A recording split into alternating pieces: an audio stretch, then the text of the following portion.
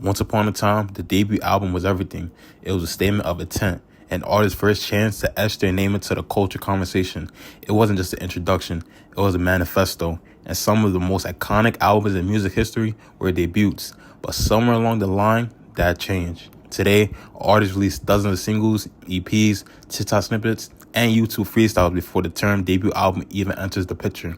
And when it finally does, it often feels more like a playlist than a project, more like a product than a statement. So what really happened to the power of the debut album? Where did it go? And more importantly, what did we lose when it disappeared?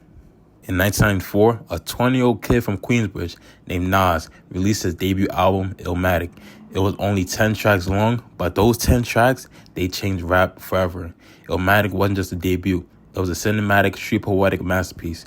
Every beat was handcrafted by legendary producers DJ Premier, Pete Rock, Q-Tip, and Large Professor. Every bar felt like a gospel. But more than anything, it was focused, intentional, a vision from a hungry artist with something to prove. It was accumulation of years of writing, observing, crafting rhymes, not the result of chasing the algorithm. And Nas was alone. Lauryn Hill's The Miseducation of Lauryn Hill, that was released in 1998, won 5 Grammys and blended hip-hop, soul, reggae, and gospel in a way no one has ever did. Kanye West, The College Dropout, which released in 2004, redefined what it meant to be a mainstream rapper without street cred, clever, emotional, unafraid to be vulnerable. Guns N' Roses, The Appetite for Destruction, which was released in 1987, introduced the world to a gritty, dangerous sound that dragged rock back to its dirty roots. 50 Cent's Get Rich or Die Trying, which was released in 2003, was a nuclear bomb, like a hurricane coming. Gangsta rap at its most cinematic and commercially explosive state. These weren't first albums. These were events. The debut album used to mean pressure. Years of writing, years of rejection, years of hunger packed into 40 minutes. Artists often had their entire lives to make that first album, and it showed. There was urgency, vision, grit. A debut album wasn't just a label rollout. It was identity crystallized. Who you were, where you came from, and what you had to say to the world. Think about it. Kendrick Lamar's Section 80 laid the groundwork for the Compton's Prophet we meet in Good Kid, Mad City.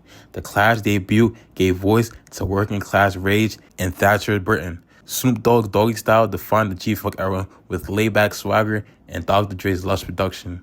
These albums mattered because the artists had something real to say, and the industry gave them the space to say it. So what happened? Why have debut albums started to feel like afterthoughts? In a word, the internet. The streaming era flipped everything. Artists no longer needed a full album to make an impact.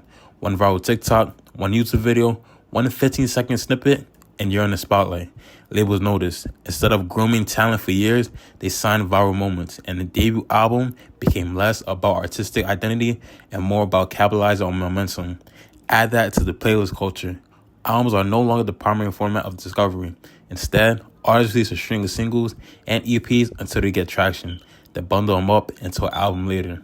The result? Many debut albums were rushed, unfocused, and algorithm-driven. It's not about what you want to say anymore. It's about what works.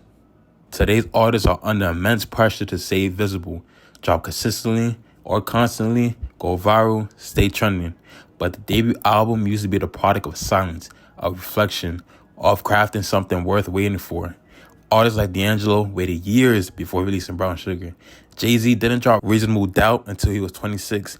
Frank Ocean spent years perfecting Chanel Orange. Now, young artists are often penalized for waiting. Fans move on. Algorithms forget. And before your artistry has a chance to evolve, you're expected to perform. So, instead of one strong debut, many artists drop 3 or 4 minute albums, learning in real time, instead of coming out the gate with a vision. But here's the thing. We still need great albums, great debut albums, because they anchored the legacy. They tell us who the artist was before the fame, before the compromises, before the expectations. Debut albums are time capsules. They capture the moment before the moment. They remind us what happens when an artist is allowed to be bold, intentional, and unapologetically themselves. We've seen glimpses of this in recent years. Like, for example, J.I.D.'s Never Story gave Atlanta something lyrically fresh. Billie Eilish, When We All Fall Asleep, Where Do We Go? Was bold, dark, and nothing like her peers. Little Sim's A Curious Tale of Trials plus Persons was a powerful feminist statement wrapped in lyrical dexterity. These albums prove that when you give an artist space, time, and purpose, the debut album still hits different. In a world obsessed with what's next, Maybe it's time we fall back in love with what's first. The debut album isn't dead. It's just been buried under noise. And when the dust settles, we'll remember why it mattered. Because you only get one chance to say, this is who I am. Let that first statement mean something again.